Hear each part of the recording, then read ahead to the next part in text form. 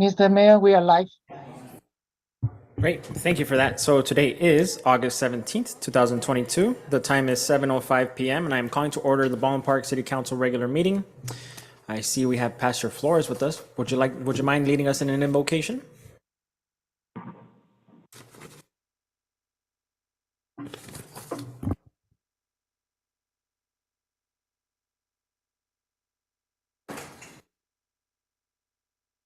Thank you, Mayor. No, I won't mind. In fact, it's a privilege.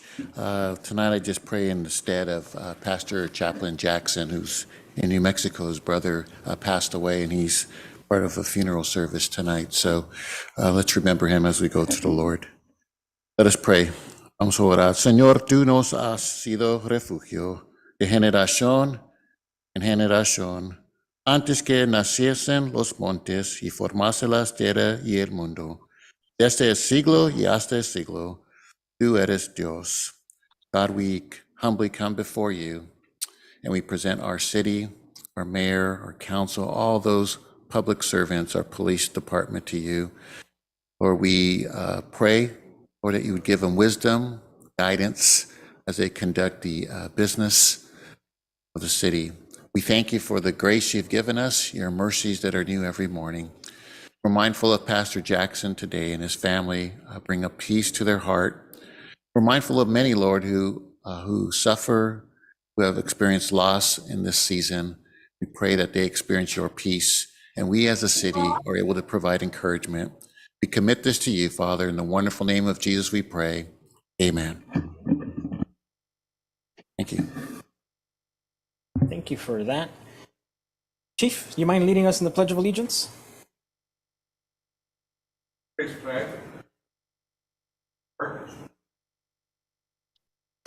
Pledge allegiance to the flag, United States of America, the republic for stands, one nation, under God, indivisible, with liberty and justice for all.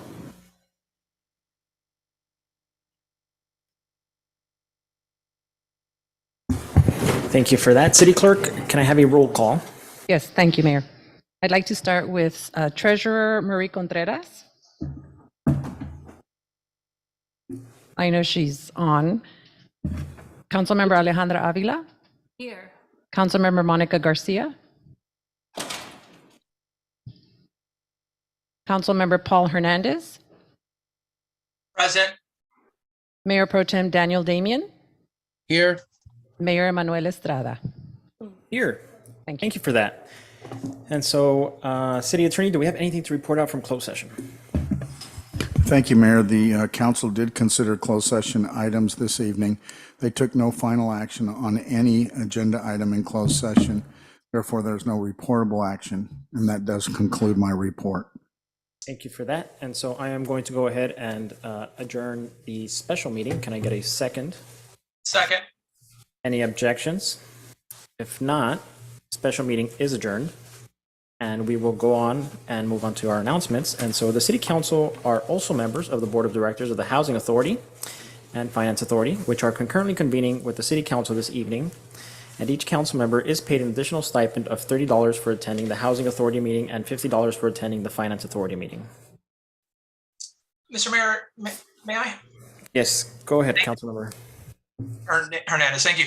I'd like to close this evening's council session in memory of Ventura County Supervisor Carmen Ramirez. She was a great advocate and leader for the people of Oxnard, as 10 years as a city council member, and then as a leader, as a supervisor. She was the first Latina elected to that body about 2 years ago. 4 years ago. Almost 4 years ago. Unfortunately, she passed from a tragic traffic accident by crossing an intersection last Friday night. She is loved by many, and she's left behind by her husband, Roy Prince. Those that have known her or worked with her on SCAG know that she's been a big proponent of working for the people, as she's done for many years as a director for legal aid up in that area. She's actually from San Gabriel Valley, many, many years ago. And so she has roots to our backyard, and I'd like to just close in her memory. Thank you, Mr. Mayor. Yes, thank you, Councilmember Hernandez. And of course, we do want to send our condolences to the County of Riverside and her family. And it's incredibly important that we recognize, great leaders, Latino leaders, leaders that are coming, especially out of the San Gabriel Valley. It's always a huge loss, not just to that area, but to the area surrounding it, as every decision that's made on a dais always has a long-lasting impact. So thank you for mentioning, closing on her behalf, Councilmember Hernandez. So at this moment, I will move to open public communications. City Clerk, is there anybody looking to speak? Mayor, we received no requests for phone calls and just received one card here. Gabriel, might as well go up. Yeah, for now. Go ahead. Hello. So I've met with you guys before. My name is Gabe Montoya, and I'm an executive committee member of SAU-HW, a statewide executive committee member. And I'm also a rank and file member at Kaiser Downey as an EMT. Tonight, I'm here representing my members at Baldwin Park, Kaiser, and I really want to talk to the City Council about why it is important for us to raise the minimum wage for healthcare workers. People often ask, why should we raise the minimum wage for healthcare workers? What makes healthcare workers special in this light? And I want to really take a phrase, or really take an argument that the city councilman, Mario Trujillo of the city of Downey said. He said, we pay firefighters in the city of Downey a high wage, a good wage, because they run towards danger. We pay police officers in the city of Downey a good wage, a living wage, because they run towards danger. And for the past 2 years, we've been asking healthcare workers across California to do the exact same thing. Healthcare workers, when we didn't have PPE, continued to come into work and do the work. Healthcare workers, like healthcare workers at Kaiser, when they weren't even offered hazard pay for the danger they were facing, continued to come to work and serve their communities. The point that he was making was this, is that healthcare workers are worth a living wage because every day we ask them to go towards danger while others run the other direction. The healthcare workers at Kaiser Baldwin Park, Kindred Hospital, and the dialysis centers in Baldwin Park continue to do that work day in and day out. But as we ask them as a community to continue to do this very important work, we need to make sure that we are focusing on the fact that they are doing it in a position where it's a struggle for them to survive. Our healthcare workers should not have to make a choice between putting gas in their car and food in their stomachs. We have healthcare workers that have more than one job that work 60 to 70 hours a week to make ends meet. This means that many of them are getting off of their shift at one hospital, sleeping in the parking lot at the next, and then clocking into their next shift. And that is not justice for a group of people who have continued to do the work to provide safety for our communities and to heal our communities through this difficult time. And now they're facing a countywide health emergency with the monkeypox. And so we're asking them to now deal with COVID, take care of those patients, and also take on this new challenge of monkeypox. But they have still not seen a raise in living wages where they were able to survive. So I ask you today to make sure that we write this as an ordinance and pass it as an ordinance. Thank you.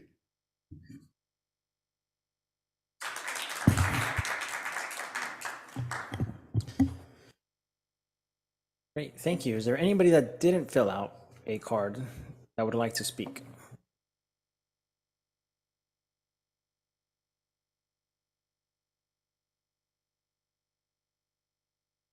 Hello, City Council, Ballot Park residents. Welcome, everybody.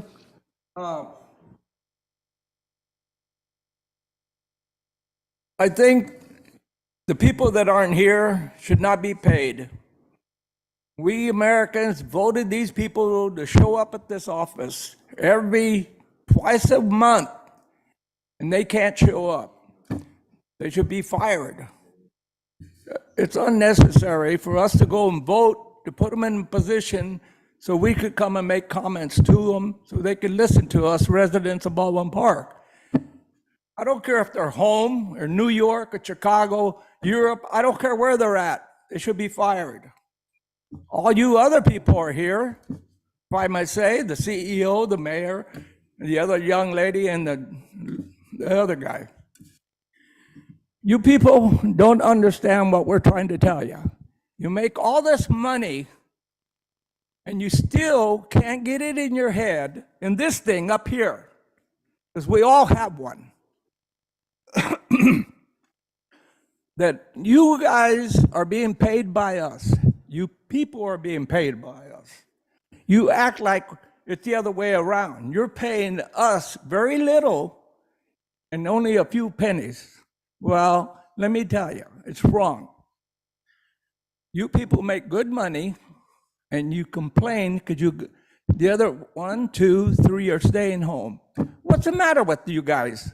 This is a city council, not a divided country.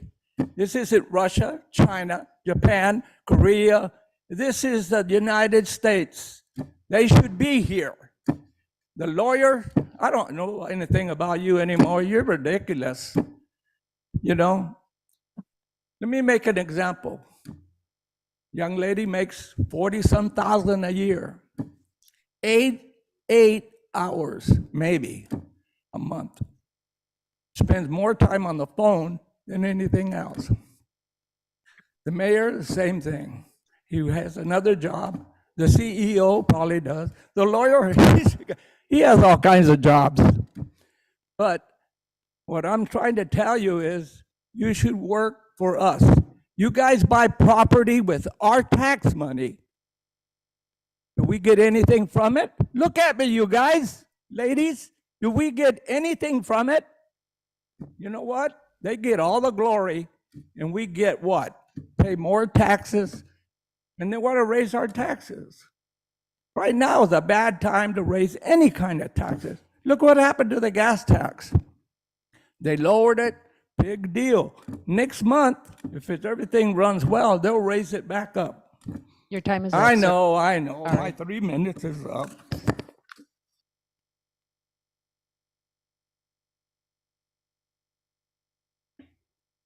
Hola, buenas noches. Mi nombre es Rael y vengo a hacer un complaint. La semana pasada estuve cortándome el pelo en la Ramona y cuando salí, un hombre salió hacia mi carro y me golpeó mi carro y me agredió a mí también y llamé a la policía. Y son cosas que debe de cuidar la policía, la ciudad, porque los hombres nos están haciendo estorbo a nosotros, no nos ayudan en nada. Y yo creo que debemos hacer algo porque en lugar de los apoyan mucho, pero nos afecta a nosotros.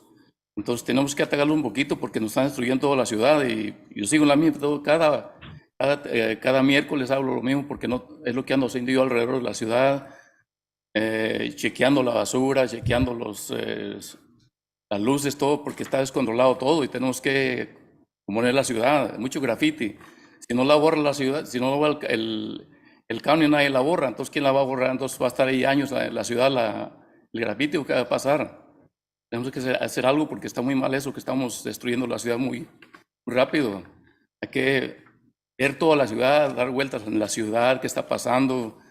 Yo no trabajo en eso, pero trato de cooperar, tenemos que unirnos más, todos ustedes que me están oyendo.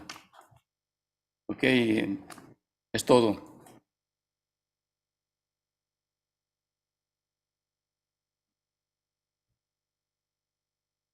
Good afternoon. My name is Abel.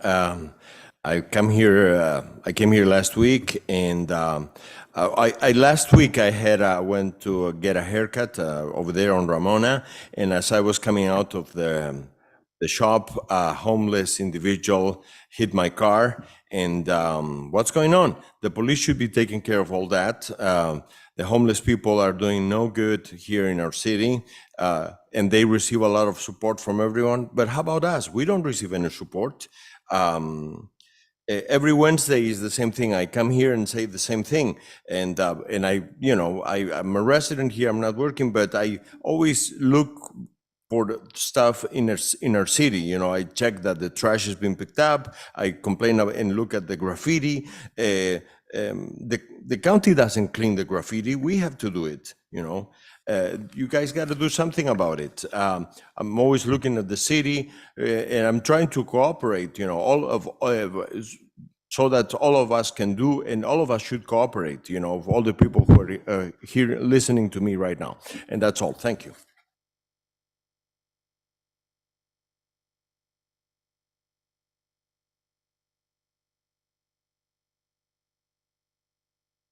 Good evening, Catherine Lozier. I'm with the library. I wanted to let you all know, even though the library is winding down on our summer reading program, we are still accepting prize winners through the end of the month. So if you have any little ones that finish their reading logs, please send them in to get their prizes. And then for those that have started school today or in the next couple of weeks, we have online learning resources that are available for free at all times. One of the biggest ones is called BrainFuse. It's an online learning resource. Not only does it have components for those seeking jobs, those in school, and those who just want to better themselves for their careers, it also has live tutors from 1 p.m. to 10 p.m. every day on various subjects such as math, science, reading, and social studies. And for those who are developing their writing skills, there's also a writing lab where students can submit their paper and have a tutor help go through their paper to give them real-time advice. And then also, switching gears slightly, last year for the centennial of the 19th Amendment, the library and the LA County partnered with some local artists to create some 19th Amendment artwork. And Baldwin Park Library was the recipient of one of the actual pieces. It's now on display in our library, in the library lobby. It's called Raise Your Voice by Laura Vasquez Rodriguez. It's absolutely stunning in person. The piece celebrates the region's rich cultural diversity with a focus on spirituality, love, healing, and the piece also honors the courageous women who fought diligently for the right to vote and to celebrate those who continue to fight today for equality and equal rights. So I welcome you all to the Baldwin Park anytime, but especially to come and see this gorgeous piece of artwork. The library is open Tuesdays through Saturdays. You can visit us online at lacountylibrary.org, and you can always give us a call at 626-962-6947. Thank you so much and have a wonderful evening.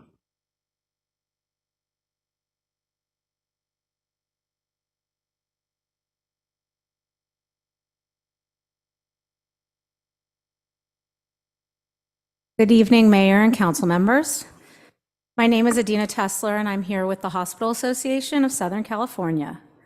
We represent over 180 member hospitals and 35 health systems, all with the common goal to improve the operating environment for hospitals and our workers, and strengthen the health of the communities they serve. I want to thank you for your continued collaboration and thoughtful approach to this issue. As the council considers exploring an ordinance similar to the healthcare minimum wage measure that failed to qualify for the ballot, I wanted to share some of our concerns. We wholeheartedly agree that all healthcare workers deserve support, recognition, and a living wage for the work that they do. However, these measures and ordinances in various cities across LA County are the wrong approach. Passing ordinances city by city that benefit only a few while excluding most healthcare workers is simply not the way to show support. In fact, we know this policy will cause deep divides in an already strained workforce. Since the ballot initiative did not qualify here, the council is under no time constraint to act, and as a result is in the best position to thoroughly analyze any healthcare wage policy you may want to consider. As part of that process, HASC strongly urges the City Council to request a thorough economic analysis prior to taking any action, so that the City Council is fully informed of the potential economic impacts on the healthcare workforce and facilities within Baldwin Park. The Council has an opportunity to examine all the potential impacts and collaborate with all stakeholders to fully understand any potential unintended impacts and consequences. New research from the Berkeley Research Groups, a study we shared with the council members, has found that 85% of Baldwin Park's healthcare workers who make under $25 an hour now would be excluded if you were to pass this measure. We are concerned about the unintended impacts this type of measure would have on the ability for nonprofit clinics that serve the underserved to compete for quality health care workers, resulting in those who are the most vulnerable in and around Baldwin Park losing access to health care. Selectively implementing higher wage standards at certain healthcare facilities in one city is not the way to go about determining wages. This patchwork approach to policy picks winners and losers and runs the risk of deepening disparities in the broader healthcare system. As you know, this measure was filed in 8 other cities across LA County. However, at this time, not one city has implemented the policy. In Los Angeles and Downey, a referendum to repeal the policy was successful, and it is now on the 2024 ballot. In Inglewood and Duarte, the council chose not to support the measure as a policy and to send it to the ballot. In several other cities like Linwood and Your Culver time is City. up. Thank you for your time and consideration, and I'm happy to continue collaborating with you on this.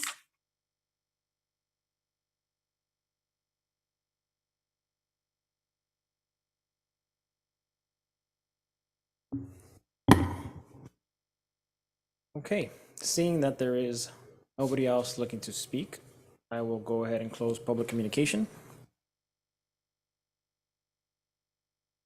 City Attorney, before we go through our consent calendar, I believe we do have an add-on, is that correct?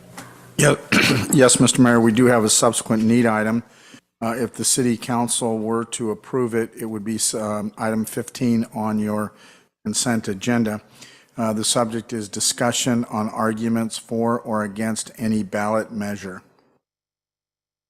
And you would need, since there are only 4 council members, you'd need a unanimous vote to add this to your agenda.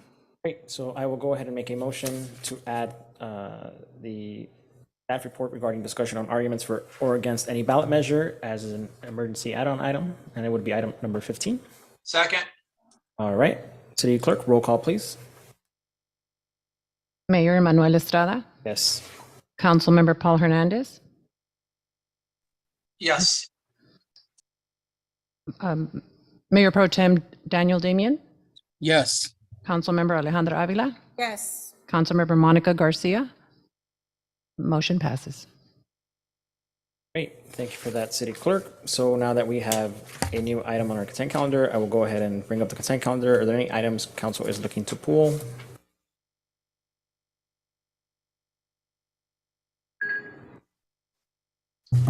Mr. Mayor, can we pull item number 9, please?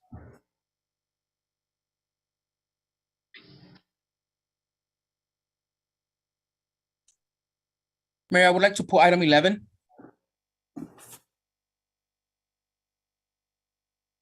Great, okay, so we have item number 9, and then you said 11, Mayor Pro Tem? Yes. All right, and then we have, I'd like to pull item number 7 and item number 6.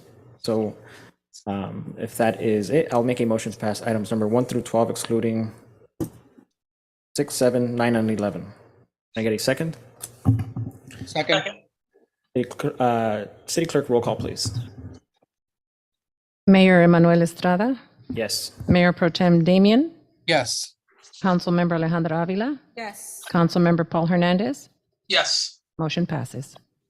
Great, thank you for that. So we are at item number 6. So just wanted to bring one up. I know that there's multiple items, I believe, regarding Be Proud. So just so that we can get an update on it, I know that we were in the course of decertifying it and transitioning back to Southern California Edison, and making one of our priorities was making sure that the city was not going to feel a financial impact due to the due to reverting back, because we did know that there was a very high fiscal exposure if we kept with Be Proud. So can we get an update on that? Yeah, thank you, Mayor and council members. So, you know, we, as we have traversed this rather difficult path from when we began on it, from the time that the council first directed us to move ahead to decertify. This was in July of last year. There were many unknowns. As we have given you progress updates, has been actually the outcome as it reaches its finality, which we're very much at 98% of finality. By that, I mean complete finality. The outcomes have been much better than expected in all accounts, certainly financially, but also in the smoothness by which the certification has taken place. There were no service interruptions. There were no confusion in the process of converting and reverting customers back to Edison. Very, very few customer complaints in that process. I think we had a total of 7, if that. But now, in the last few weeks, we have focused mostly on the financial transactions. So we, as we report to you today, once we take into account all of the expenses that had been incurred in relation to the program since its inception, meaning the money that the city invested early on in the development of the concept and bringing forward a feasibility study and hiring assistance from consultants in the inception, all those expenses being reimbursed, if you will, or paid back in some way.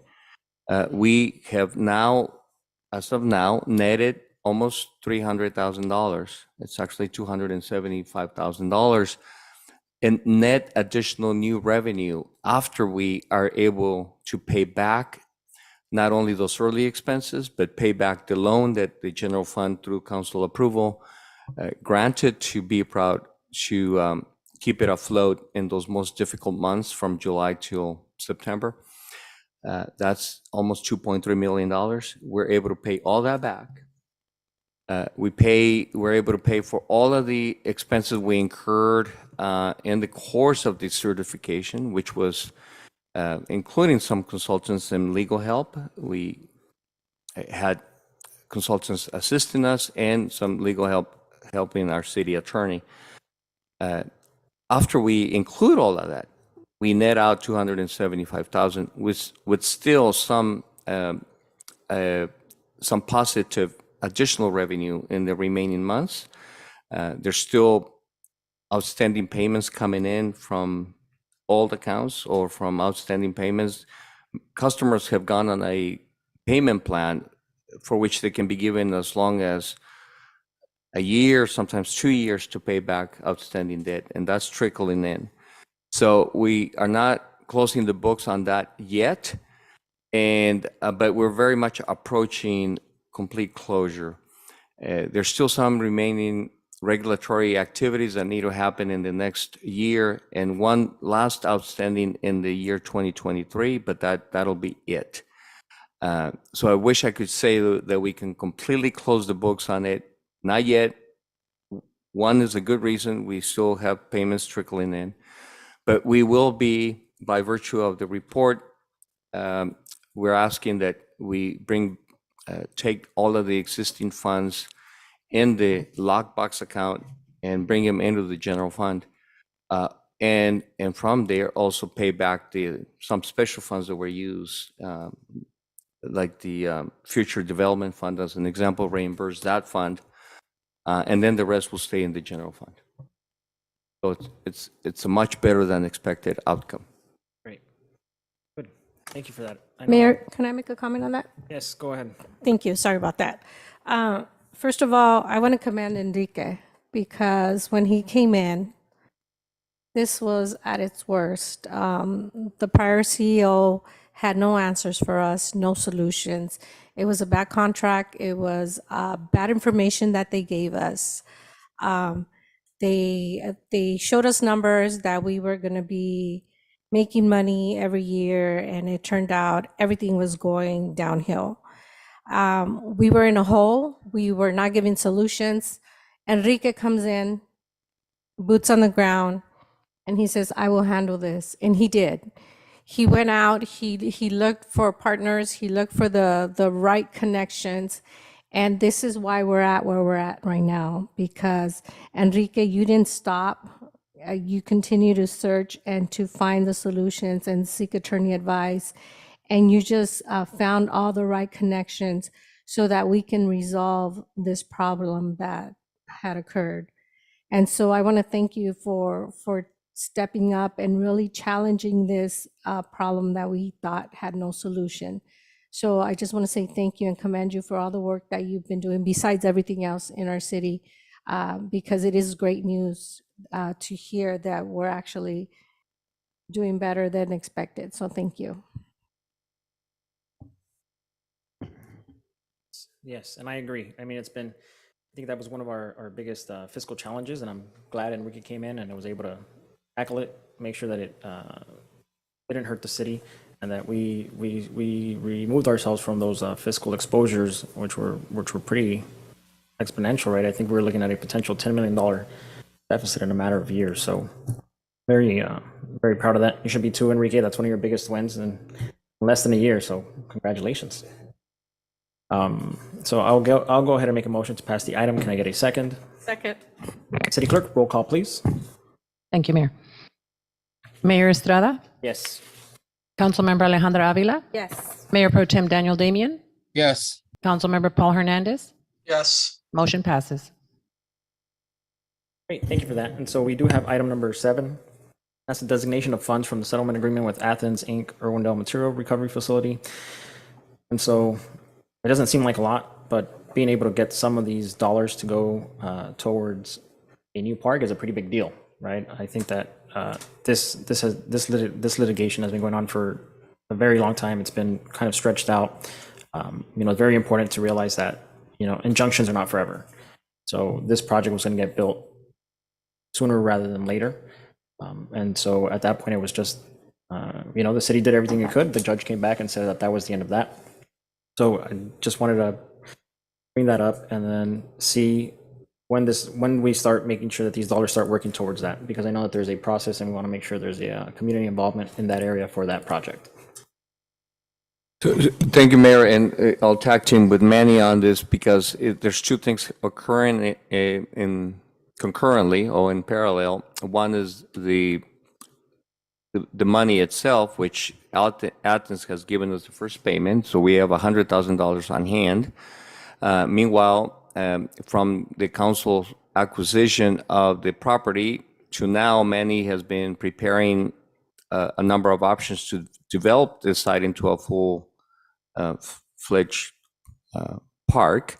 So the $100,000 could go toward a number of things. That's something that, of course, Manny, myself, and the city council will see whether it's, for the development of it in the way of the design, or if we use it to acquire equipment or anything of that nature. But I know Manny has been hustling to secure grant funding for the full development of the park. I don't know if Manny, as of now, you have a rough estimate of how much money you think this park would require?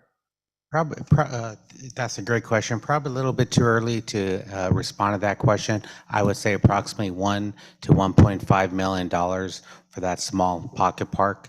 And also on item number 10 is a approval to apply for a grant through the RMC, Rivers Mountains and Conservancy, a greening grant. So we will also be applying at the end of this month for some additional funds. So I feel relatively comfortable within the next 6 to 9 months, we will have acquired all of the funds necessary to start the actual project. Thank you. Great. And then I know that we did receive the $285,000 from the county.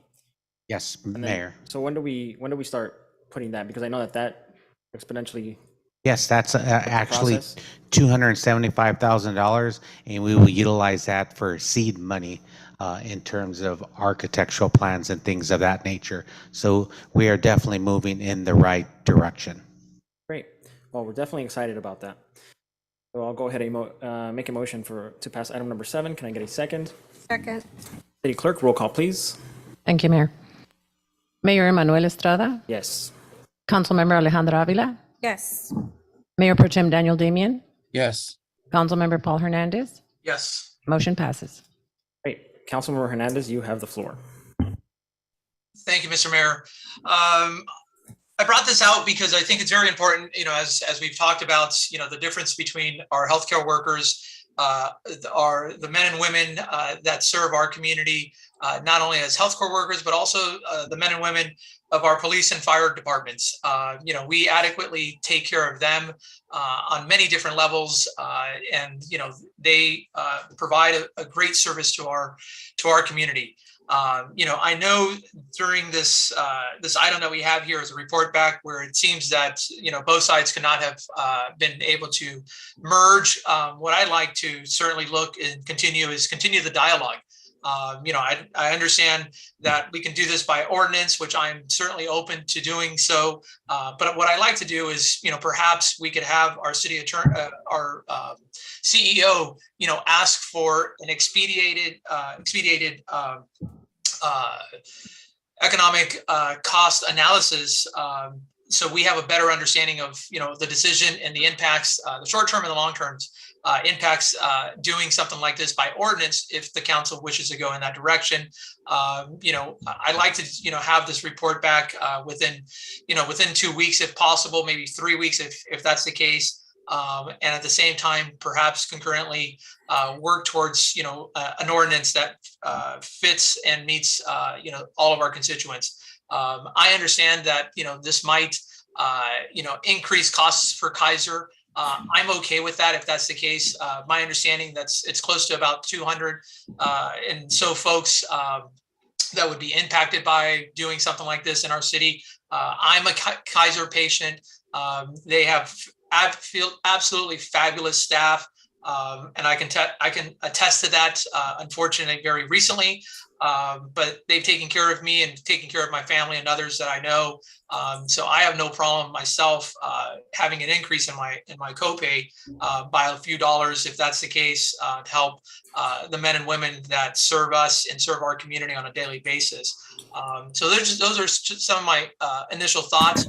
But like I said, I'm very open to helping the folks and our healthcare workers live a real life, so they don't have to actually have two jobs. I know Kaiser is a fantastic partner in our community. They provide a lot of resources for our community. They give back in our community.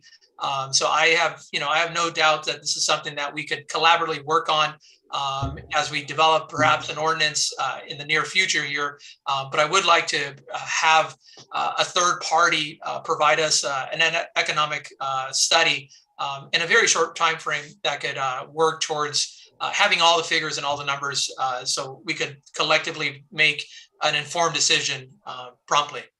Thank you, Mr. Mayor. Yeah, thank you. And so it is an important conversation to take up. Me personally, I'd like to make sure that we take care of this sooner rather than later. We cannot keep this discussion going forever. But I think that we've had some time to think about it. Council has had some time to think about it. We've discussed it with both, and we can continue to discuss it with both. If staff is able to get a expedited report by the next city council meeting, I can support that. But I would want the city council to make a decision and vote on this by the next council meeting. So there is 3 weeks from now until the next council meeting, giving every council member an extra week. We've had this initiative for months now. We've had the ordinance in front of us. We've had these discussions. We've seen what's going on in the surrounding areas. So I do think that we have to make a decision. Regardless of what that decision is, that's up to you ultimately, but we have to make a final decision and move on. And I agree that people have been taking care of us, and it's not just the nurses and the doctors, it's the people that make sure that those areas are sanitized and that they're clean and that the place is presentable. It's everybody. And without those people, Kaiser wouldn't run. And as Councilmember Hernandez mentioned, and I've acknowledged it day one, is that Kaiser has been a great partner, right? And during the pandemic, we were able to move out of it, and we were able to have our vaccination site. But at the end of the day, IT didn't get installed without IT. That place was not sanitized without sanitation department, EBS, and everybody else. So there is an important conversation to have here, and to me, it is one that we should have, and we should have at the next council meeting. So I will leave the rest of the comments up to the council.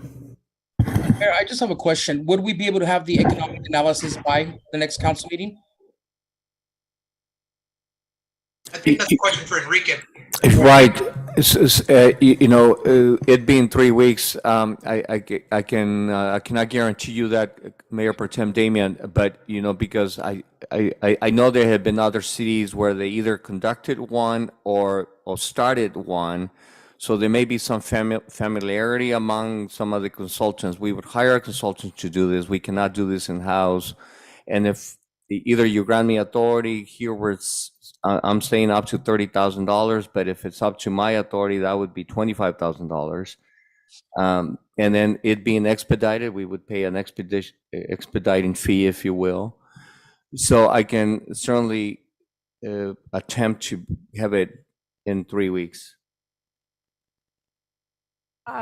So you're saying we would have to spend that money to do that analysis? Yes. Yeah, we wouldn't be able to do it in-house. And it has to be independent, so meaning, we cannot use other studies being done by either of the two parties. And Enrique, according to the staff report, you guys had discussions with both the SEIU and the Hospital Association. Can we have them? Those conversations didn't go fairly well, correct? Not in advancing a potential brokered compromise, Mayor Pro Tem. We entertained possibilities such as, say, for example, a ramp-up model where the increase could be lower at the start, but then it ramps up to what would ultimately be 25 over a 3-year ramp-up period. So that was one idea that we put out there ourselves, but because of some of the cities moving on to an election, at least for the opponent side, meaning the hospital association, understandably, it didn't make sense for them to leverage out anything by coming up to a compromise. And I'm sorry. So it was something that you brought up, something similar to what Altamed just did, where they did the 25 on 25, kind of gradually getting that $25 an hour on by year 25. Correct. And that didn't work. Right.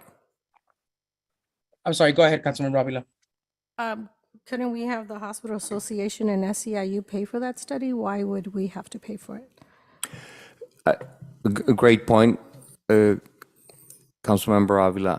I do believe, we could ensure to retain the independence by having it be commissioned by us, but it could be funded by both After parties. all, the parties are the ones that are asking us to look into the information but now we're putting money into this when it's something that they're trying to decipher with our help. And if we need to do a financial study, I would recommend that between the two groups pay for it. That's my recommendation. And I will definitely approach them. I know they're here, but it's not an official setting unless they're willing to step up and volunteer to split the cost.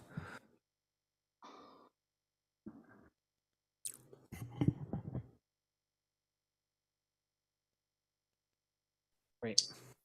Enrique, if I may, if you can't, if it'd be fabulous if those two agencies would do that.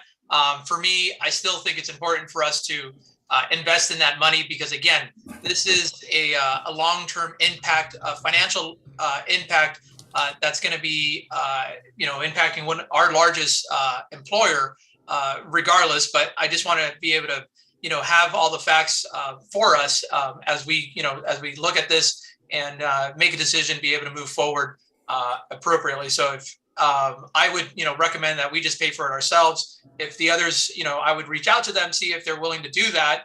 And if they do or put money towards it, that's great. And if they don't, we are still able to move forward with it because, again, I think we require a little bit of data for us to make the informed decision to help support, some of the folks that we have in our city and also our employers, but also the healthcare workers. So that would be my suggestion, council members and mayor. I would not be in agreement on paying for it personally. So What- we can, I think we can take a, what I would say is, Enrique, you can look into it, give us a cost. You can give us if it's above your authority, give us you let everybody know, and if people think that it's worth voting on, then we can put a special meeting to it. But we will have to take a decision whether or not we have that study. It's me personally, I think that if that study would have benefited Kaiser would have done that study a long time ago. I did see the Berkeley Research Group, and I think that there's information that's not exactly completely honest or straightforward. One of those is claiming that 20% increase in payrolls. I think the Downey Patriot or a different article wrote about it. And when you're talking about that 20% increase, you're assuming that you're going to increase everybody else's wage by $5. And the truth is that that's not what's happening. And so we saw it in LA, we've seen it in Downey, where rather than actually increasing those wages as you are adding in those extensions, you're going through referendum to try to stop the issue at all. So that's one of my reasons that I think that there is a reason that this hasn't been done. However, I will entertain it, but other than that, I will call for a vote 3 weeks. And then just for the record, I do want to just state that the Hospital Association are the ones that are asking for this economic analysis to be done. And with the amount of mailers that they send out, Baldwin Park City Council, they'll discriminate against the healthcare workers, reject the unequal pay measure. So with all the mail pieces and the social media sponsored ads that they send out, I'm assuming that they have the money to pay for the economic analysis. And that's why I'm requesting that we do not pay for it and they pay for it, or both parties, whichever way works out. So one of the things I strongly feel we should not pay for it. Okay. So one of the things that we're going to do within 3 weeks, just to give direction here, because we're talking about a vote, but we don't actually know what we're actually voting on per se. So can we just provide direction to the staff to draft up an ordinance for us to review in 3 weeks and to possibly take a vote at that time, containing the language that provides the beneficial increases to the healthcare workers and to the staff, the line staff, and so forth, because that's really what we're going to be taking a vote on. And right now we don't have anything in front of us that does that. Yeah, so I think that might be double work. So normally when we pass an ordinance, we do amend stuff up here. So my suggestion would be to just bring up the original ordinance, which we've all had on hand, and make amendments that day of. This way we don't. That works. Yeah, so that'll be beneficial. That way we don't make staff reinvent the wheel. Perfect.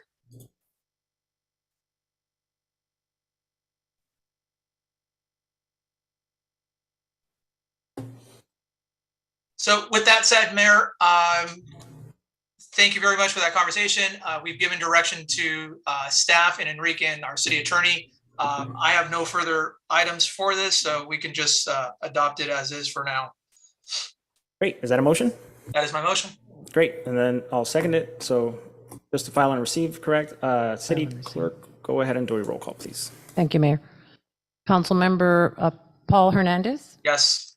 Mayor Manuel Estrada, Yes. Mayor Pro Tem Daniel Damian, Yes. Councilmember Alejandra Avila. Yes. Motion passes. Great, thank you for that. And I believe we had item number 11 with Mayor Pro Tem Damian. Thank you, Mayor. Mine's the appropriate additional funds for increase to the contract price of the Los Angeles County Department of Animal Care and Control. So there was an increase of $188,579 to the annual cost. I just want to let staff, I mean, obviously we have to approve this, because if not, we don't have an animal control. But I have received a lot of complaints from residents and business owners who have contacted animal control in the past for either dogs being tied up under vehicles in the heat, so forth and so on. And they don't really make an attempt to go out and either rescue these animals or take care of the situation. So it would be good for us to let them know that, we're not going to be paying them $533,000 plus a year and them not, taking care of their responsibilities. So we need to be a little bit more aggressive with them and let them know that when our residents call for assistance, that they need to make sure that they take these calls seriously. That is all I have to say. Thank you. Great, and I think that's great. We should be holding all of our contractors and accountable, whether it's county or private. Councilmember Damian, did you have a motion? Yes, I'll make a motion to pass. Great, I'll second that. City Clerk, roll call, please. Thank you, Mayor. Mayor Pro Tem Daniel Damian, Yes. Mayor Manuel Estrada, Yes. Councilmember Alejandra Avila, Yes. Councilmember Paul Hernandez. Yes. Motion passes. Great, thank you for that. So we do move on to our reports of officers. We have the approval of logo, color palette, and selection of name for Garvey Family Bridge Housing Project. I believe we all had a part of the agenda. We have Exhibit A and Exhibit B. I would suggest the color palette be Exhibit A just because it's more colorful and this is a family-friendly location. But council members, go ahead, but please. Mayor? Yes. Yes, I do like the color theme on Exhibit A. However, I do have another name that I would like to see. Serenity Homes. I think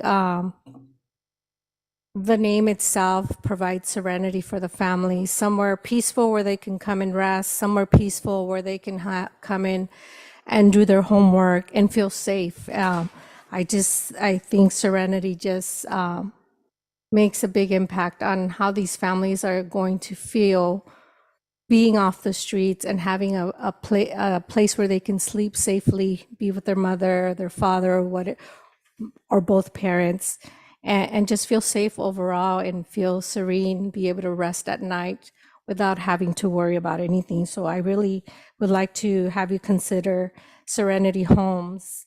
I like Exhibit A, both the top and the bottom on the left-hand side, the houses. I know our houses are flat. I like the ones on the top more, but I know the houses that we have, they have a flat roof. And I like the squiggly people that you have on the right side where it says Miracle on Garvey. I don't know if you can incorporate those squiggly people without the square walking down that grass path towards the home and saying Serenity Homes. That's what I would like to see, but I do like the color palette on Exhibit A. Yeah, I think I think I'm with you on the top. I think it's more appealing to the eye because of the corners. It kind of rounds it out.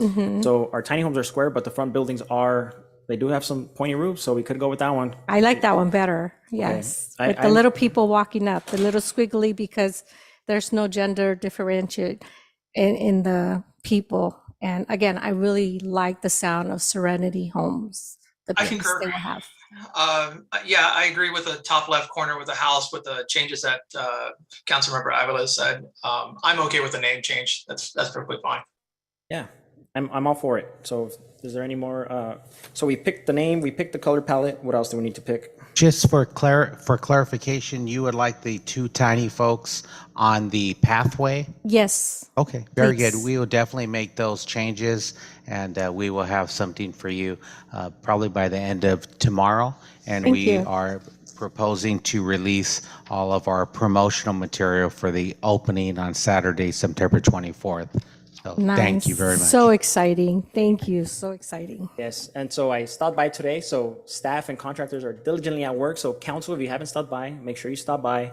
I think it's so neat to see work in progress, right? I don't know if everybody remembers, like when Esperanza Villa, we first walked it, there was a green waste bin, there was green trash everywhere, and now you pass by and it Slopes looks like, of dirt.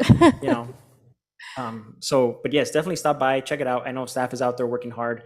I think contractors were working on the deck today, and I saw some other contractors installing the electrical box.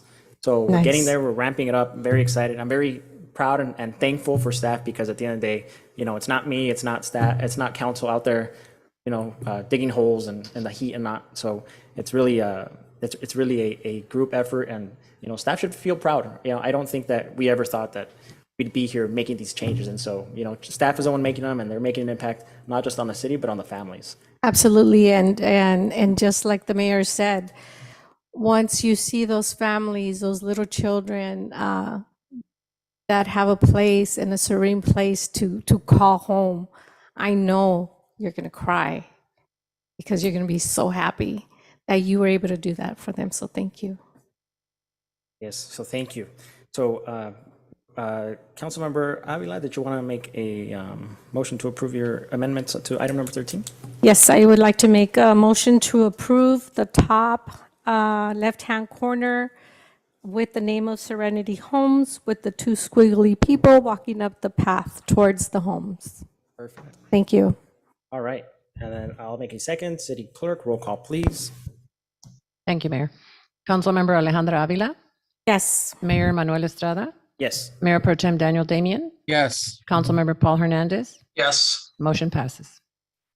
Great. Thank you for that, City Clerk. And then we are down to item number 14, approval to consider the acceptance of a service agreement for consultant services by and between the San Diego Valley Regional Housing Trust and Kingdom Causes, doing business as CityNet, and the City of Baldwin Park to operate the Garvey Family Bridge Housing Project. I believe we have a presentation. Is that correct? Yes, we do, Mr. Mayor. I'd like to bring up our presenters from CityNet, and they will provide a brief presentation. They have been selected to administer the site. So if you'd be kind enough to introduce yourself. Thank you. We'll start off with Brad, Executive Director. Good evening, Honorable Mayor and City Council. Pleasure to be here. It's good to see that there's some ownership and excitement about this new project. We're privileged to be joining the team in the effort here as the operator of that. We wanted to, it's important for us. My name is Brad Fildos. I'm the Executive Director. This is Jessica Avilar-Bruce. She's our Chief Program Officer, and Matt Bates, our Executive Vice President. We take it serious. We want you to know who we are. Our phone numbers will be in your phones. We want to be able to, in all the cities in which we work, we take that serious to sort of build those bridges. So we want to do a quick just introduction, quick flyover of who we are as an organization. We're new to this city. We do work in this county and a lot of your surrounding counties, so we do want to introduce ourselves. So this is part of the presentation we did as part of the bid process when we were sort of in consideration. Next slide. So I did found the organization. I'm the founder and the current executive director. We were started in Long Beach, actually in 2003 is when we started, and we've been doing homeless services since then. We've now got about pushing 200 employees, and we are a full service nonprofit. We do non-congregate shelters, as you'll hear about here in a second, but we've been around a while, and you have a seasoned partner in this project with you. Next slide. We are a full service agency. You can sort of see some of the list of things. What we are, one of our core deliverables is we do non-congregate shelters, which is this model. So it's not a big room with a bunch of sort of dividers. This is individual units for individual families, which is a highly successful model. It's an emerging model, and we believe in it very strongly, and you'll see some of our results here in a second. But we do everything from street outreach all the way to censuses and point-in-time counts, wraparound housing, and so this we bring all that expertise to bear on this project.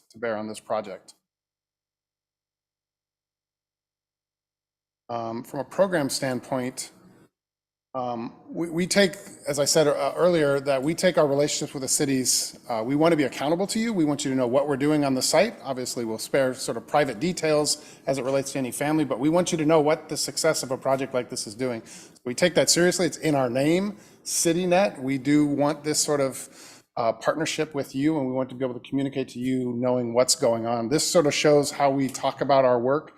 Lists a lot of the cities in which we work and how we sort of report out our numbers. You'll see a report in a second that's sort of an example dashboard of what we are going to be providing to you on a monthly basis.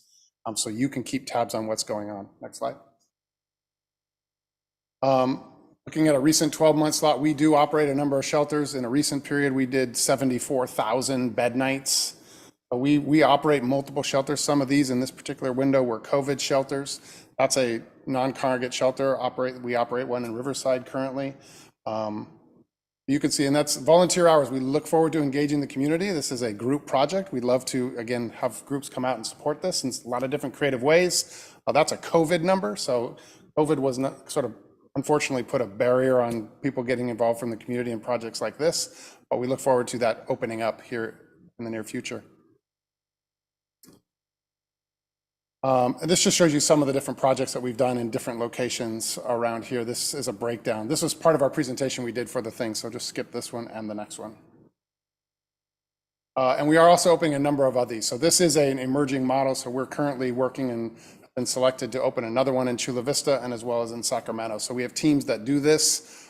We look forward to having a local staff to operate this project. And I'll turn it over to Jessica. She'll talk a little bit about the program dynamics. Again, she's Jessica Avila Bruce. She's our Chief Program Officer. Her staff will be operating this. Hi, good evening.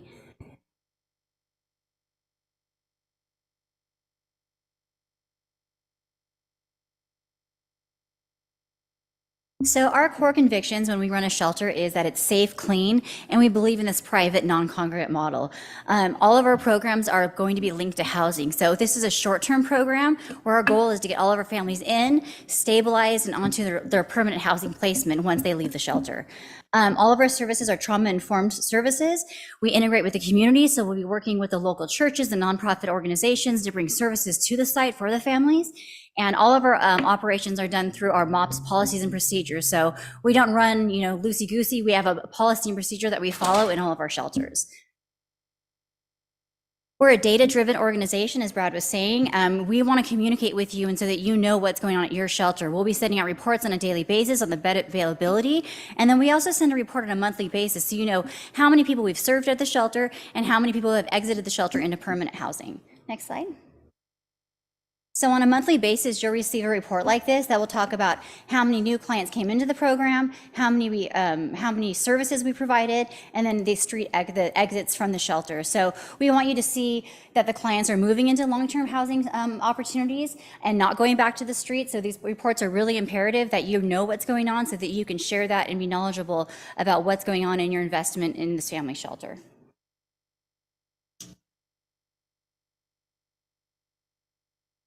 So our approach to Housing Connections, all of our services are provided under the Housing First principles. Our services are client-centric, so it's about what the client wants, not what the case manager wants or the provider wants. So we really talk to the clients about what they want. We know that we cannot get them a house in Malibu on the beach. That's not really a reality of our lives. But you know what? If that's their long-term goal, then let's work towards that. But right now, we're going to work on getting you into a rapid rehousing program and getting you into an apartment and getting your income stabilized so that you can work towards those long-term goals for yourself. All of the clients will be entered into the HMIS system through LASA, so all of the data will be centralized in that database so that it's available to the COG and to the city if they wish to access it.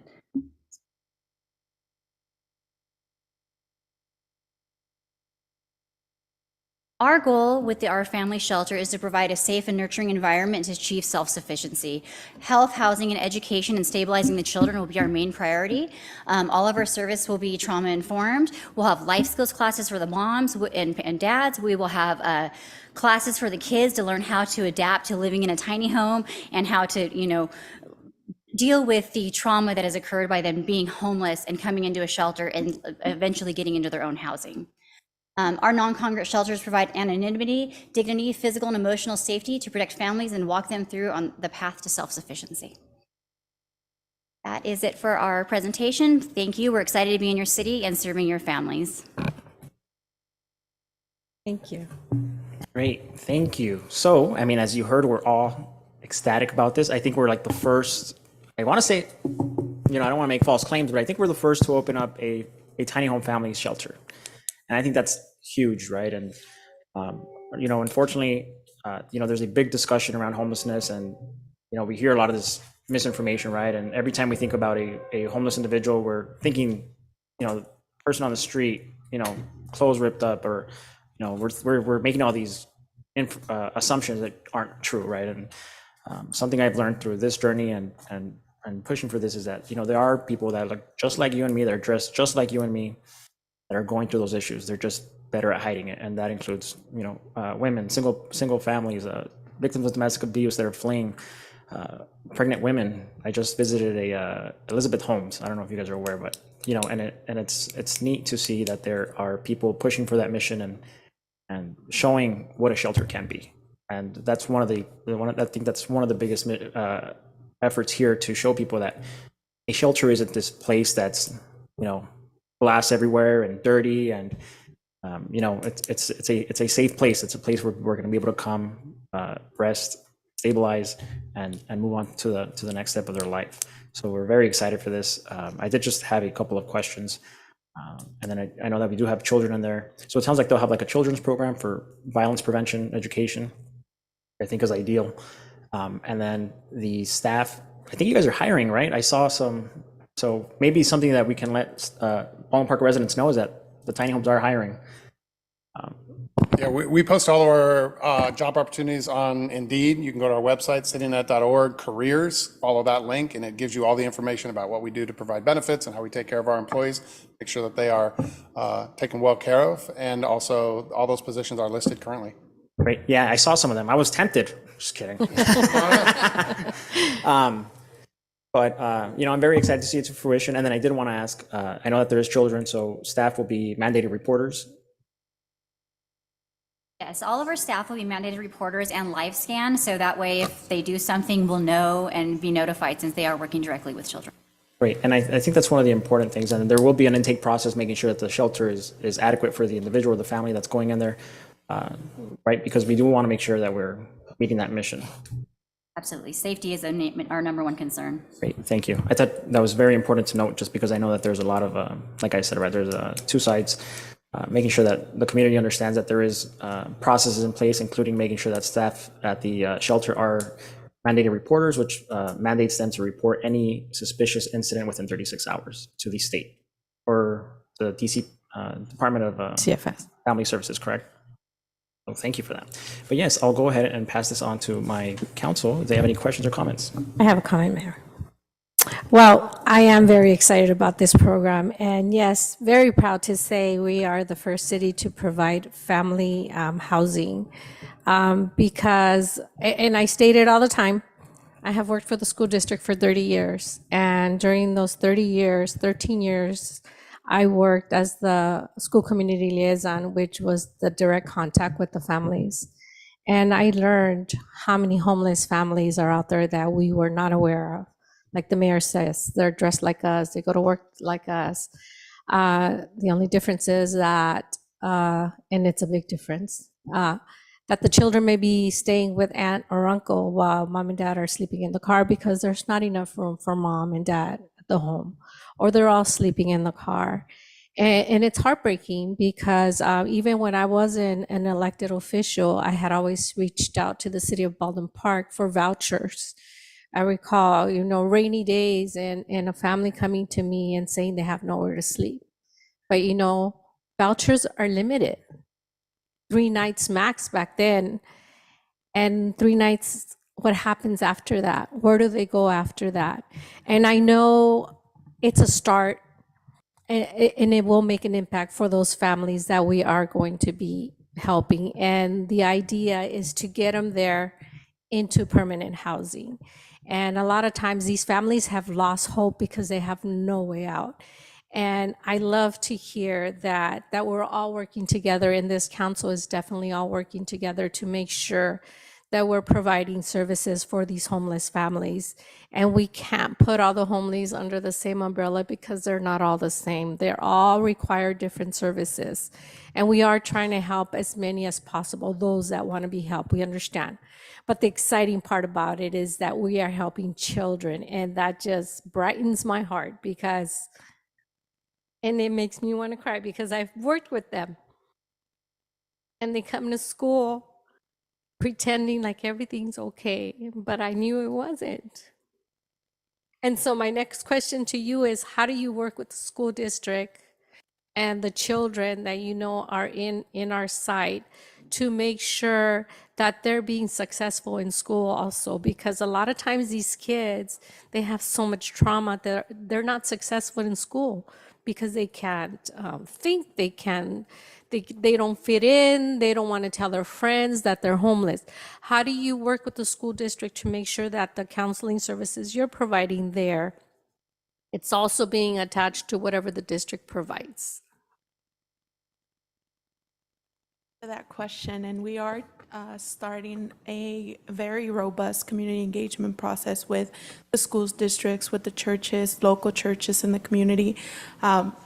We have a special liaison within the Baldwin Park Unified School District, and we will, our partners here will be completing the service plan, which will be the operationals plan for the site. And as soon as we ramp that up, we will be at the school sites talking to the liaisons. We know how much those grassroots efforts work, and you'd have to talk to the people that are out there engaging with these kids on a daily basis. Also letting them know that there's comfort and that there's hope and that there is a pathway out of their experience with homelessness, because that's what we like to think of it, who have always been with a vision of it is an experience, and we will be there to provide a pathway out.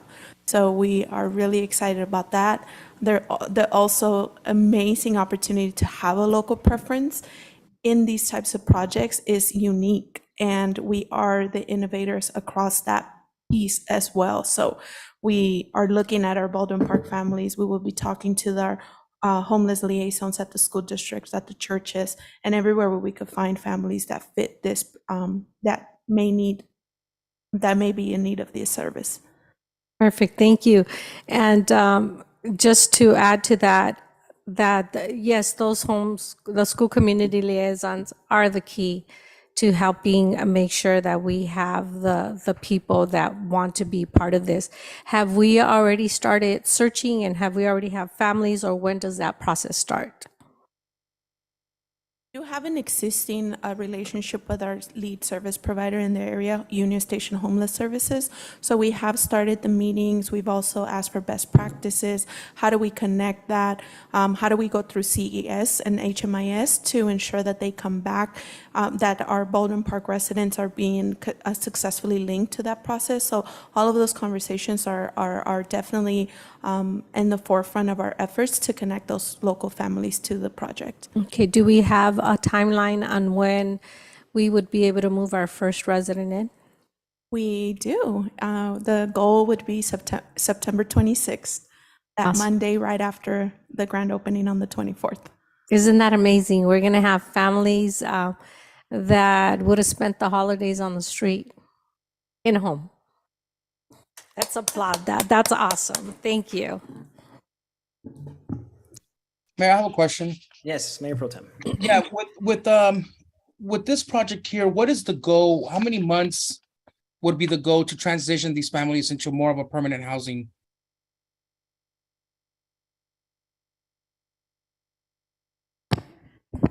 We start all residents out within 90 days because we want them to be motivated that this is not their forever home. So we have to start the program as a 90-day program so that we can get them integrated into the coordinated entry system to be matched to a rapid rehousing or permanent supportive housing program. So once they come in, they have 90 days to get all their documentation ready to get into the CES to be matched to those opportunities. From there, if they're thriving and participating and working towards that long-term housing plan, we will extend up to 6 months. But even if the client is on the brisk of moving into a place, we can extend. So we really just want to set it as a 90-day program so the clients know that they're coming in, we're housing focused, and we're here to get you to your long-term housing placement. So we start with 90 days and then we can extend up to 6 months. So what would be the realistic time frame to move these families out of the family's service here? 3 to 6 months, is that a realistic number where these families find somewhere to go so that way we can transition other families that are homeless to take their place? Absolutely. With the rapid rehousing programs that are available right now through the county, we should be able to get the clients matched to rapid rehousing and get them housed as quickly as possible. The biggest thing is that match time, and that's we're not in control of that, so we have to kind of see what that system looks like with LASA getting them matched to those opportunities. So we'll be working with the system at large, and we'll have better numbers after the first 6 months. But that is our goal. All of our shelters are set up that way, that it's a 90-day period to get all of your documents and everything straightened out. So that, and then we have to see what the system's timeline is. So that's what we'll be working on. Okay, so I would just ask that we do try to get these families out within 90 to 180 days, so that this way we could get other families transitioned into there, because I know that currently with the Esperanza Villa, we've been having some issues with some of the residents I think there's a resident that's been there since the inception in November. So it's going to go on a year that he's been there, and we haven't been able to get him into a more of a permanent housing. So if we can just maybe work with LASA and kind of speed it up so that we can match them with the rapid housing. And that way we can transition them and get new families into the center. Thank you for bringing that up, Mayor Pro Tem Damian. We are actually also having those discussions with LASA and the larger CE, our service providers, because there is a transition that happened this year that was unique to our homeless systems, that that there's a different coordination of slot-based systems, and we are looking proactively to have those discussions to ensure that we are moving families in and out as quickly as possible. So thank you for your support on those efforts and your continued advocacy to ensure that those timeframes are met. Perfect. Thank you so much for the clarification. Any other comments? If not, I think I understand Mayor Pro Tem's concern, and so I think what's happening at our Esperanza Villa is that we're holding on to our residents until we can find them an actual permanent solution, rather than going from emergency to transitional to something permanent. So at the Garvey site, I mean, they're both on Garvey, right? But Tiny Homes 2.0, Serenity Homes, what's going to be the process? Is it going to go from emergency to transitional to permanent, or are we going to hold on to that family until we can find them something strictly permanent? I don't think you can compare your single shelter to family shelters because the needs of your singles are so much higher than your families. Families, I've been working with families for over 15 years. They're more likely to stabilize quicker with these wraparound supportive services and these intensive case management services. And our goal is to get them to that rapid rehousing. And right now we have rapid rehousing programs in the county that are 6 months to 18 months to 24 months. So really getting them into those programs, finding landlords that will work with us to move those clients in and take those rapid rehousing funding is really what our priority is going to be. So I wouldn't want to say that, it's hard to compare. It's like apples and broccoli, basically, singles and families, the way the systems work. But I think that, our plan is to get them into rapid rehousing and get them into their own units as quickly as possible. Great. Okay. And then I think I just had one more question. So sometimes I know that, and I think I think Eureka kind of said it was a difference because we're non-congregate, but when a family enters a shelter and if they're on CalWorks pays for their stay. And I know that we want to make sure that we can find steady funding sources. So if somebody went into the site and they were on CalWorks, would they be able to get funding through CalWorks, or we would have to stick to our funding at all times? We do have upcoming discussions with our lead union station who does the Family Solution Services. So that is one of the questions that will be brought up. And we did bring it up in a meeting today in terms of additional funding. So we would come back with that information. Okay. Yeah. Any other questions? I have a quick question, just so I can understand the rapid rehousing. So you bring them to rapid rehousing. Do you have follow-up with them to make sure that they continue to be stable? And how long do you follow those families for? So usually when a client is matched to a rapid rehousing provider, they provide the supportive services for in-house, but as the shelter, we are going to create a community that if these families are having issues with food, they can come back and talk to us and we can assist them. We'll have Christmas parties and they'll be invited back the next year to have their families there to be participants in the event. So our services, once they leave the shelter, we may not be their main provider because we're not providing the direct rapid rehousing services, but we will be their support system for up to 1 year of services. We'll track them to make sure that they're staying in their housing 1 year post of leaving the shelter. And then beyond that, their relationship with the case manager and with the staff, they can come back, they can call us, the life skills classes. If they're having issues, they need parenting classes, they can come back and go to the parenting classes, while the kids go to the kids group. They will always be welcomed back so that we can make sure that they're being supported and that their stability in their permanent housing continues. So the rapid rehousing is permanent housing also? Yes, the rapid, yeah, it's an assistance. So a rapid rehousing program, say my family went into a rapid rehousing program and I didn't have a job, the rapid rehousing program will pay the deposit, the move-in fees, and help with my rent for each month. So my case manager will meet with me on a monthly basis. We'll do a budget of whatever my income is, and I'll have to pay a little bit each month. And then as my income goes up, the rapid rehousing assistance will decrease, and then eventually I'll be 100% on my own. Okay, so it's kind of like the programs that they have here in El Monte, those homes that they built on Ramona. And also, I can't remember the name of those homes in Pasadena. What's the name of it? I can't remember, but that's exactly what they do. What's the name of that? There's El Monte has Life Arc, and Pasadena has the one that's on Green Street. Yes. I'm blanking out on the name, but we did take a tour of that Right, facility and as that's well. exactly what they do. Yes. Oh, okay, perfect. Thank you. We do have a very successful rapid rehousing program already with Measure H and our Tri-Cities. So and the COG, last year we were able to award $20,000 to local Baldwin Park families to ensure that those rapid rehousing dollars were at the forefront during the pandemic. So it's definitely a model that works. It helps to provide that deposit plus 3 months rent to stabilize and gain employment through our Goodwill partnership as well. Okay. And we've seen that as an immense support system for preventing homelessness as well. Okay, perfect. Thank you. Great, thank you. There's no more questions, comments. I mean, we could talk about this all day, right? So, Motion. but no, yes, of course. So thank you. We're very excited to partner. We're looking forward to the future. I'm incredibly excited. I think we'll have a sleepover. Or is that where we might not yet, but if we do, Yes. sure, we'll push neighboring areas to get on track with us. There's a few cities that want to come and look at it, and like they did in the past, some different cities that are really excited because they may want to try it too. Great. So I will go ahead and accept the service agreement, make a motion to authorize myself to execute the service agreement and authorize the Director of Recreation and Community Services to process the necessary documents and authorize the Director of Finance to make the necessary budget adjustments. Can I get a second? Second.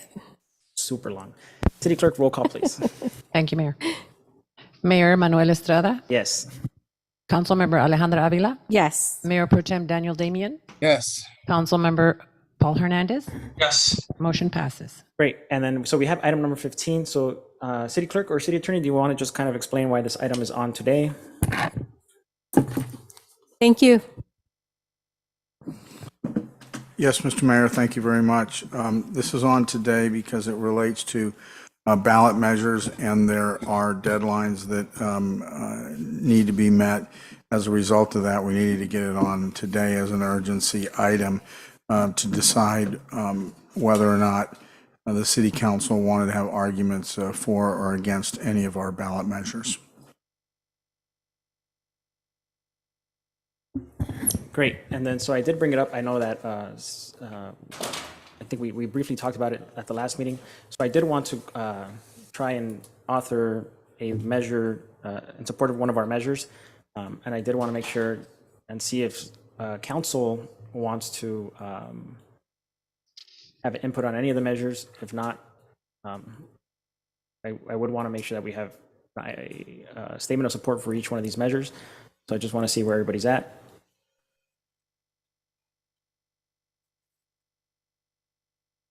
I think we should have a statement of support for the measures, especially the sales tax measure. And then there'll have to be a author, correct? Who would author? Mr. Mayor, thus far, we have retained a consultant that works very closely with us related to all of these ballot measures, and they assist me in drafting documents that would normally be drafted by the city attorney.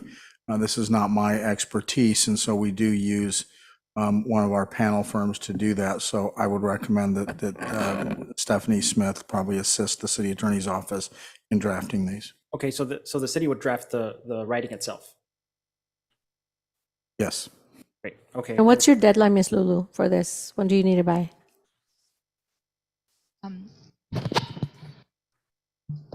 The deadline's tomorrow. which is why we're bringing it to council today. The deadline for the county is on Friday, so we have all day tomorrow. But Robert, for clarification, we do have Stephanie drafting the impartial analysis. As of this morning, we have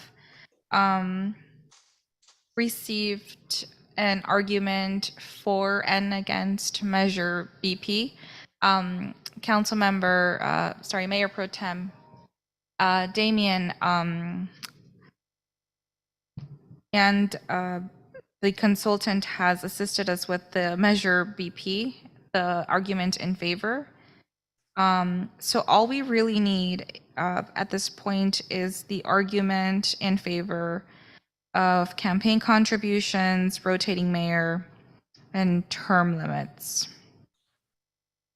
Right. So could we just instruct staff to, it sounds like we're all in favor of having staff or this outside consultant to just draft the pro language for that. With the exception of, are we also discussing doing a pro measure for the cannabis item, or are we excluding that? Because I'm only in favor of the three elective body documents that we're talking about. Well, we do have a pro statement, I believe, Lourdes, regarding the cannabis already from the applicant. That's coming from the applicant, not from us. Yeah, coming from the applicant, not from us. Okay. All right. So we can put all the full council as authors for the 3 items? For clarification, Mayor, for the Measure BP, at this point, I do need to know who the authors will be. It's at least 1 up to 5. If we could go individually and make a decision on each. For Measure BP, in favor, who would like to author? How many authors? I'm in favor. How many authors can you have? Up to 5. Oh, okay. No, not me. That's me. I don't mind being an author also, Lulu. Councilmember Garcia is not here. I'll contact her separately. Councilmember Hernandez, would you like to author Measure BP in support? Nope. Okay, so the authors will be Councilmember Avila, Mayor Pro Tem Damian, and I will ask Councilmember Garcia if she'd like to author that. For Measure M, which is the rotating mayor, would all the councils like to be the authors in favor? I'm in support of that. Yes. Yes. Yes. Thank you. For Measure TL, this is the term limits. Yes. Yes. Yes.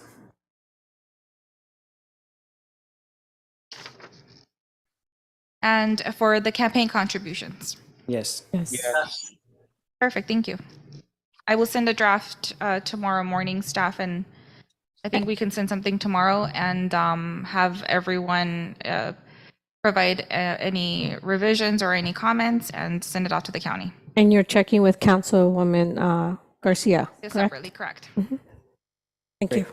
Great. So I think we can go ahead and just approve the changes or additions to the statements in support of city. Can I get a second? Second. Clerk, roll call, please.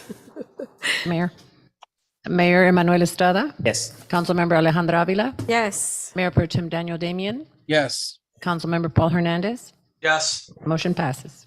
Great. Thank you for that. So, City Council acting as successor agency of the dissolved Community Development Commission, we have a consent calendar. I will make a motion to pass that consent calendar. Can I get a second? Second. City Clerk, roll call, please. Thank you, Mayor. Mayor Emanuel Estrada, Yes. Councilmember Alejandra Avila, Yes. Mayor Pro Tem Daniel Damian, Yes. Councilmember Paul Hernandez. Yes. Motion passes. All right. And we have the Ballot Park Finance Authority regular meeting.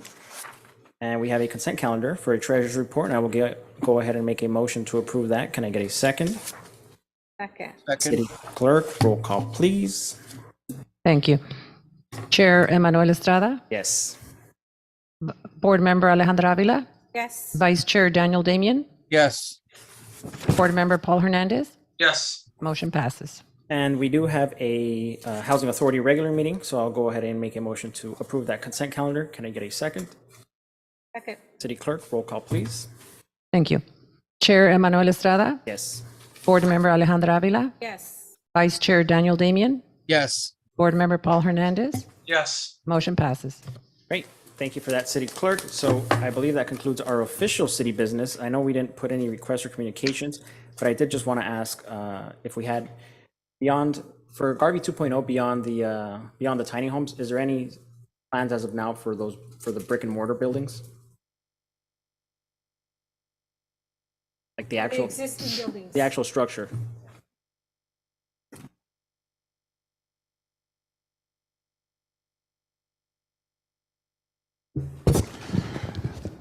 Hello.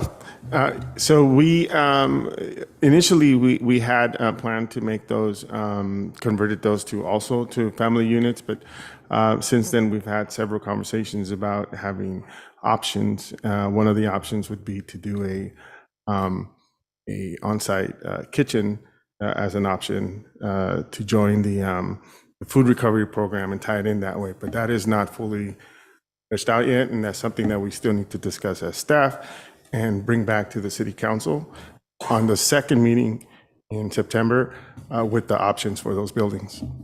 Okay. And then, so I didn't, Give ideas too, right? yeah, we can all give ideas, right? Yeah, we have ideas. Yeah. But I think that's a great idea, making sure that we are taking advantage of the the current laws and how we make it, and the facilities as well. I mean, those are essential facilities, especially that one kitchen, huh?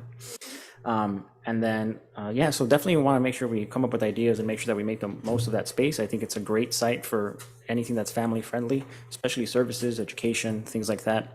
And then I know that we are gearing up for October, and October is Domestic Violence Month. And I know that the PD does have their Pink Patch project, so I'd like to see if we can maybe have a kind of a campaign for DV in partnership with our domestic violence advocate at the police station, and then also promote the Pink Patch project at the same time. So maybe we can promote the Pink Patch project on the bus shelters, and then have some national hotline numbers on the bottom. That's a good idea for everybody else. Great. Is there any other comments, questions, concerns? Not, I know you are all eager, so I am going to go ahead and make a motion to adjourn our city council meeting.